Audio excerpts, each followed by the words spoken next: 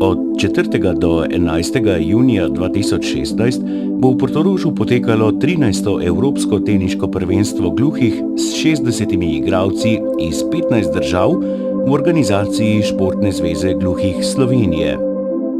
Krovna Evropska zveza za šport gluhih, EDSO, je Športni zvezi gluhih Slovenije zaupala organizacijo in izvedbo 13. Evropskega prvenstva gluhih v tenisu.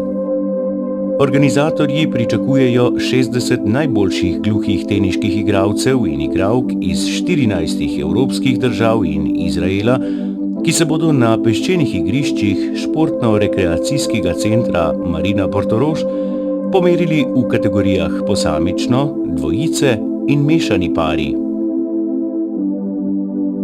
Med favoriti za zlato medaljo v kategoriji moški posamično je zmagovalec svetovnega teniškega prvenstva gluhih Nottingham 2015 in tretji na lestvici gluhih tenisačev Rus Egor Panjuškin z 285 točkami.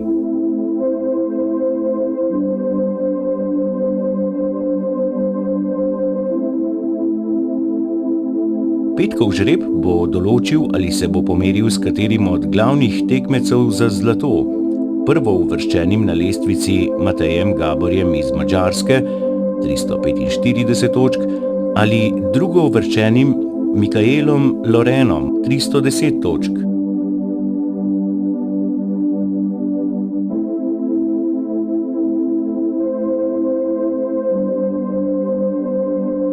Uvrstitev vsaj v polfinale si obeta edini slovenski predstavnik Marino Kegl, član teniškega kluba ŽTK Maribor, ki s 67 točkami trenutno zaseda 14. mesto na svetovni lestvici gluhih tenisačev.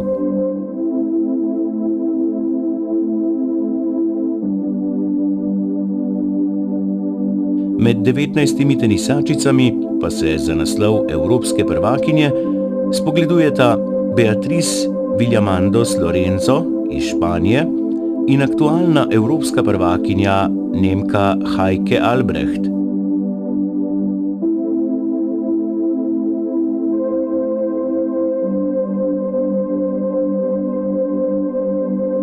Vzporedno s 13. evropskim prvenstvom gluhih v tenisu bo v Portorožu potekalo še prvo evropsko mladinsko teniško prvenstvo gluhih z 20 igralci iz 6 držav. Slovesna otvoritev 13. Evropskega prvenstva gluhih v tenisu bo potekala v petek, 3. junija ob 18. uri na osrednjem teniškem stadionu Marine Portorož. Tekmovalce, njihove trenerje, delegate in občinstvo bodo nagovorili župan občine Piran Peter Bosman, predsednik Teniške zveze Slovenije Marko Umberger, predsednik Zveze za šport invalidov Slovenije Paraolimpijski komite Damjan Lazar in kot gostitelj predsednik Zveze društev gluhih in naglušnih Slovenije Mladen Veršič.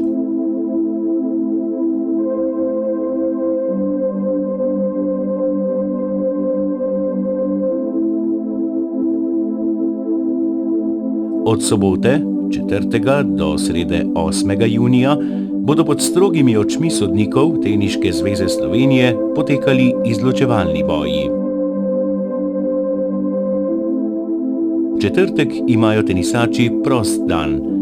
V petek in soboto pa bodo potekali polfinalni in finalni boji, ki jih bo neposredno prenašala tudi spletna TV